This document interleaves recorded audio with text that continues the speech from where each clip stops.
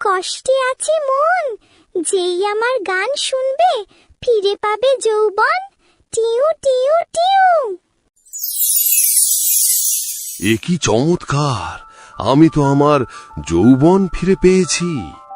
মন্ত্রী, এ কিভাবে সম্ভব?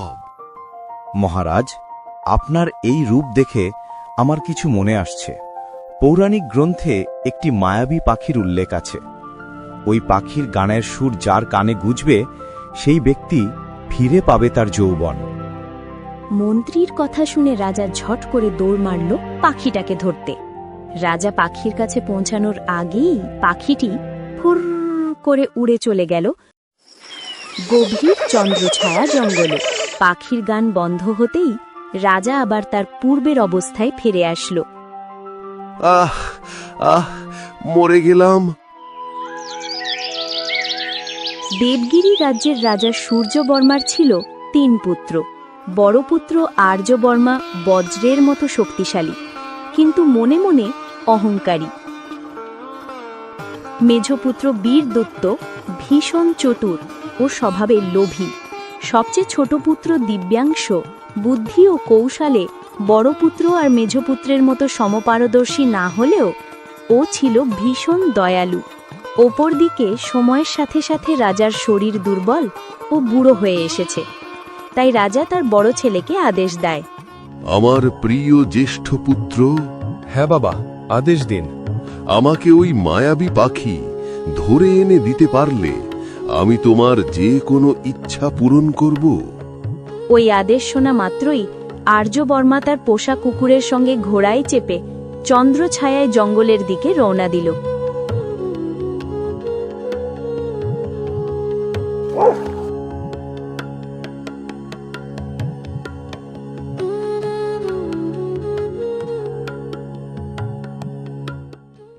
ধুর, ওই মায়াবী পাখির খোঁজে দুপুর থেকে সন্ধে হয়ে গেল। পাখি না ঘোড়ার ডিম। আজ মনে হয় এই জঙ্গলের রাত কাটাতে হবে। আর্যবর্মা থমকে হেরে একটা বড় গাছের তলায় আগুন জ্বালিয়ে সঙ্গে নিয়ে আসা খাবার খেতে শুরু করল। হরিণটাকে দেখছি অনেকক্ষণ ধরে আশেপাশে ঘোরাফেরা করছে। বহুদিন হয়ে গেল হরিণের মাংসের স্বাদটা তো ভুলেই গেছি। যা শেরু, হরিণটাকে ধরে নিয়ে আন। আর্যবর্মাই বলা মাত্রই শেরু এক লাফ মারল, কিন্তু রহস্যময়ভাবে আর্যবর্মা, শেরু ও তার ঘোড়া একসঙ্গে পাথরে পরিণত হল। 2 দিন 3 দিন করে 1 সপ্তাহ কেটে গেল। আর্যবর্মার রাজ্য ফেরার কোনো খোঁজ খবর নেই। বাবা, আমায় আদেশ দাও, আমি ওই মায়াবী পাখি ও দাদাকে ফিরিয়ে আনব। আর কথা অনুযায়ী তুমি আমার একটা ইচ্ছে পূরণ করবে। অবশ্যই, বিজয়ী হয়ে ফিরো। বীরদূত ও তার পোষা কুকুর ভাস্করের সঙ্গে ঘোড়ায় চেপে জঙ্গলের পথে রওনা দিল।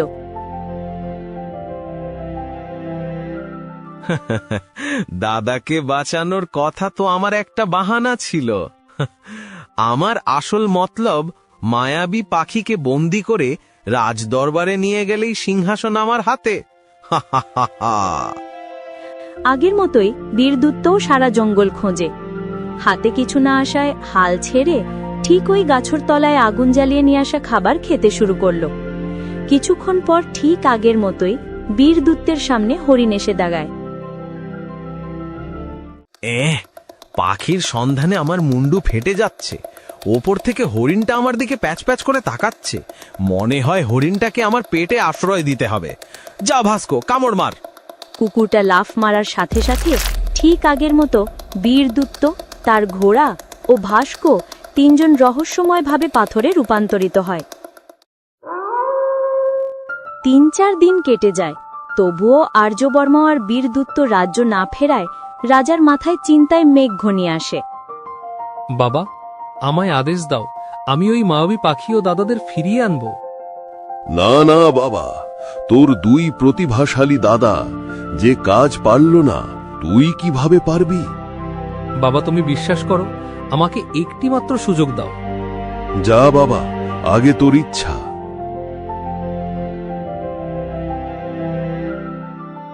রাজার আদেশ শোনার দেরি ছিল, দিব্যাংশুর পোষা কুকুর মতির সঙ্গে ঘোড়ায় চেপে জঙ্গলের পথে রওনা দিল।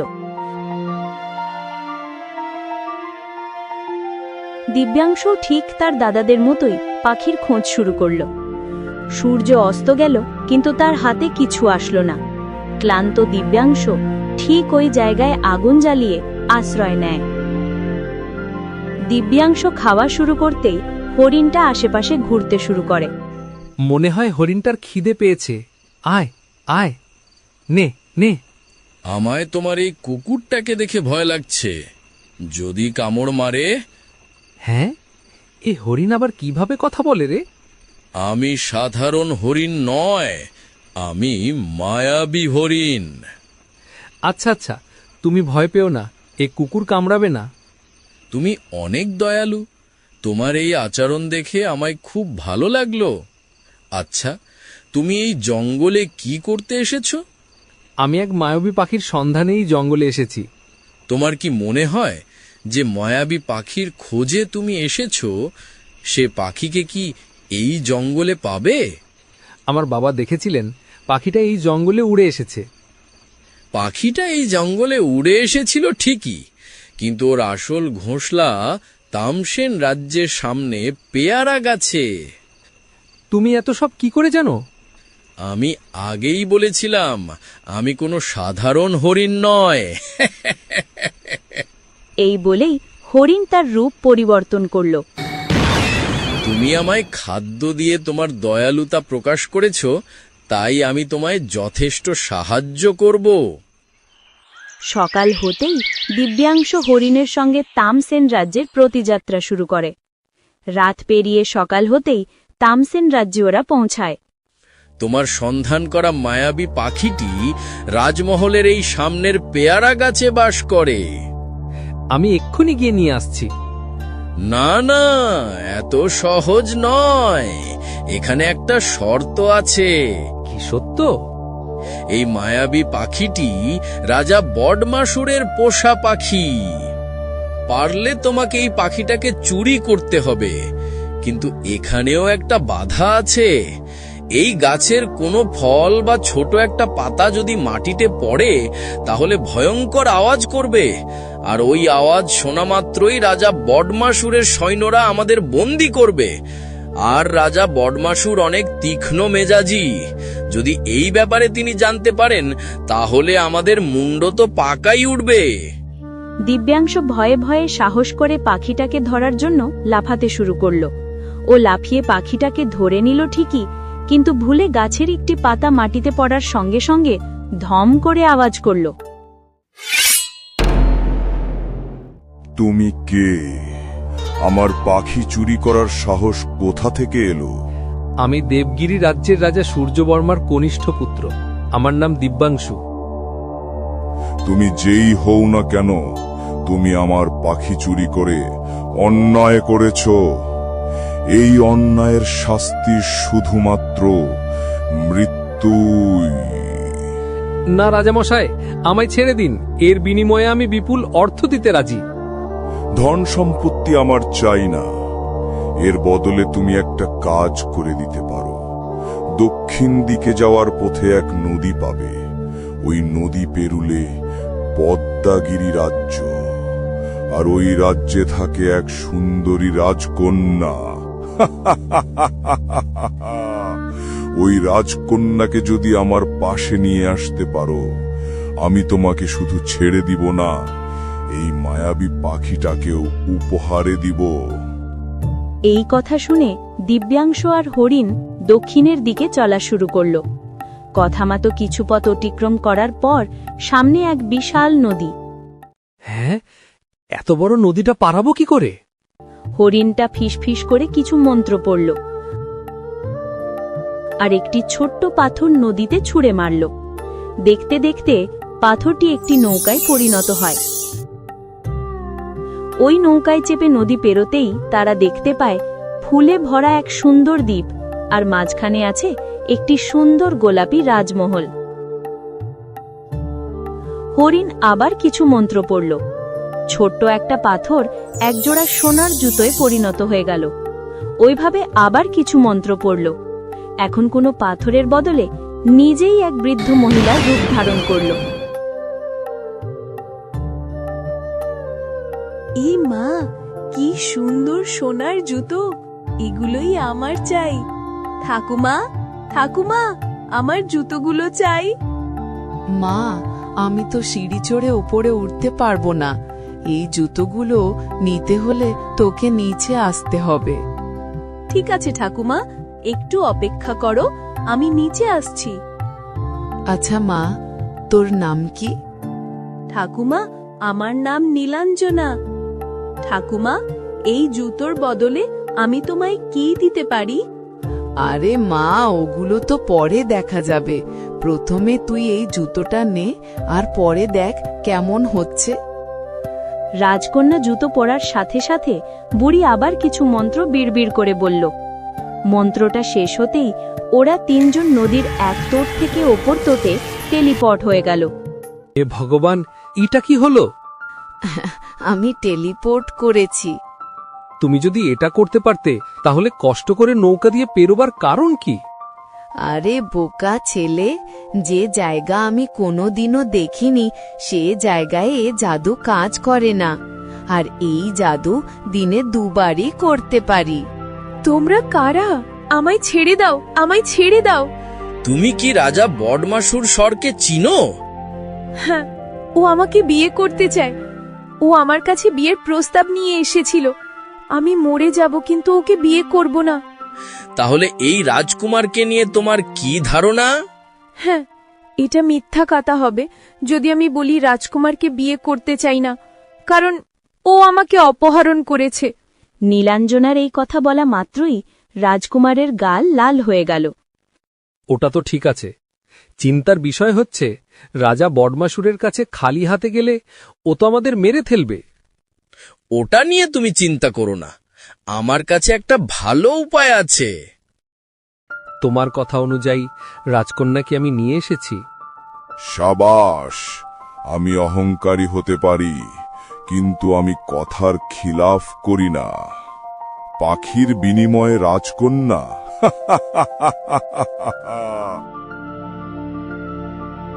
দিব্যাংশ রাজকন্যার বিনিময়ে মায়াবী পাখিকে নিয়ে রাজ্যের দিকে রওনা দিল। মহারাজ, আমায় ক্ষমা করবেন। রাজকন্যার চোখগুলো কেমন যেন মায়াবী মায়াবী লাগছে। কথাটা মন্দ বলনি সেনাপতি, একটু একটু আমারও সন্দেহ হচ্ছিল। এই বলার দেরি ছিল, বহুরূপী তার আসল রূপ ধারণ করল ও কিছু মন্ত্র বিড়বিড় করে চন্দ্রছায়ায় জঙ্গলে টেলিপট হয়ে গেল।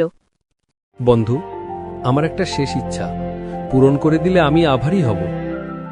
বলো, আর কি চাই? আমার এই জঙ্গলে আসার দুটি কারণ, একটি এই মায়াবী পাখি ও অপরটি আমার দুই দাদা এই পাখির সন্ধানে এই জঙ্গলে এসে আর রাজ্য ফেরেনি।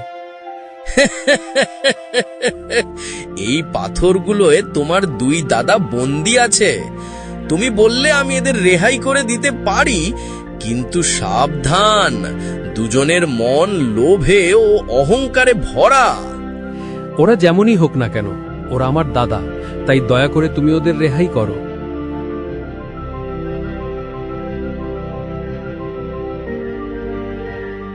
হরিণকে বিদায় জানিয়ে দিব্যাংশ রাজকন্যা ও তার দুই দাদা রাজ্যের দিকে রওনা দিল। আর হরিণের শেষ কথা ছিল, তুমি কোনো বিপদে পড়লে আমাকে স্মরণ করবে। বলছি দাদা, ছোট ভাই মায়াবী পাখি বাবার সামনে হাজির করলে সুন্দরী রাজকন্যা ও রাজ্যের সিংহাসন দুটোই ওর হাতে। তোর হাতে তো কিছুই আসবে না। ভাই দিব্যাংশ, শোন, তোর সঙ্গে একটা কথা আছে। দিব্যাংশ আর্যবর্মার কাছে আসতেই আর্যবর্মা পেছন থেকে ছুরি বের করে দিব্যাংশুর পেতে আঘাত করে। বীরদূত ও আর্যবর্মা দিব্যাংশুকে আঘাত করে রাজকন্যা ও মায়াবী পাখিকে নিয়ে ঘোড়ায় চেপে রাজ্যে ফেরে। বন্ধু, আমায় বাঁচাও, আমায় বাঁচাও। আমি তো ওকে সতর্ক করেছিলাম। হরিণ দিব্যাংশর অবস্থা দেখে গাছের কিছু পাতা ওই ক্ষতস্থানে দিয়ে কিছু মন্ত্র বিড়বিড় করল। অদ্ভুতভাবে দিব্যাংশর ক্ষতস্থান ভরে গেল। বন্ধু, আমার রাজকন্যা ও পাখিটিকে আমার দাদারা তো নিয়ে গেল, আমি এখন কি করব? তুই চিন্তা করিস না, রাজ্য ফিরে বাবাকে সবকিছু খুলে বলবি। আর জানিস তো, সব সময়ে সত্যের জয় হয়। আর যদি বাবা বিশ্বাস না করে? তোর কথা না বিশ্বাস করলেও পাখির কথা তো বিশ্বাস করবে। দিব্যাংশ রাজ্য ফিরে রাজা সূর্যবর্মাকে ফেরার পথে যা যা ঘটেছে সব খুলে বলল। এ কি সব মিথ্যে বলছিস আমায়? প্রমাণ দে। রাজামশাই, এই মায়াবী পাখির আরও এক গুণ আছে। এ সব সময় সত্যি কথাই বলে। একে ওই ঘটনা সম্বন্ধে জিজ্ঞাসা করুন, দুধের দুধ জলের জল হয়ে যাবে। দিব্যাংশ নিয়ে আসা মায়াবী পাখিটি যা যা ঘটেছে সব খুলে বলল। আচ্ছা, তোর দাদারা তাহলে আমায় মিথ্যে বলল। বল, তোর কি ইচ্ছা? বাবা, আমার দুই দাদাকে হাতে কিছু অর্থ দিয়ে এই রাজ্য থেকে বহিষ্কার করে দাও, কারণ ওরা আমায় হত্যা করার চেষ্টা করেছিল। দুই দাদাকে রাজ্য থেকে বহিষ্কার করায় দিব্যাংশ রাজকন্যাকে বিয়ে করে ও ওই রাজ্যের পরবর্তী রাজা হয়।